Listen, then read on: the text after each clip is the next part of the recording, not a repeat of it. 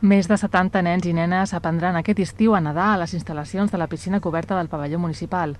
L'àrea d'esports de l'Ajuntament ha reprès aquesta activitat molt demandada per pares i mares i tutors dels infants i que després d'haver-se anul·lat l'estiu passat per la pandèmia, enguany s'ha tornat a oferir.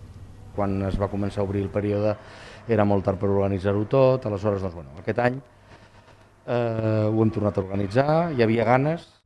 El curs de natació intensiu per a infants a partir de 3 anys va començar dilluns dia 5 i finalitzarà el 30 de juliol, de dilluns a divendres, en sessions de 50 minuts, per tal que la pràctica contínua d'aquest esport faciliti el seu aprenentatge. Així i tot, s'ha donat la possibilitat als usuaris d'apuntar-se per quinzenes. Els grups, dividits per nivells, ocupen fins a 3 carrils de la piscina esportiva, deixant carrils lliures per a la resta d'usuaris de les instal·lacions aquàtiques. Les classes impartides per monitors professionals del Consell Esportiu del Baix Camp s'han repartit en 3 franges horàries diàries. La primera, de 9 a 10 del matí, l'ocupen els nens i nenes del Salvestiu per una qüestió de logística i seguiment de les normes sanitàries, evitant al màxim encreuaments dels adults responsables d'aquests infants. Els monitors del casal són els encarregats de recollir-los a la sortida i incorporar-los a les activitats que estiguin duent a terme els seus respectius grups.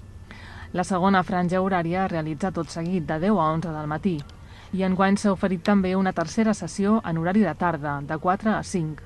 Una proposta horària que es preveu tornar a reprogramar el pròxim estiu degut a la bona acollida que ha tingut.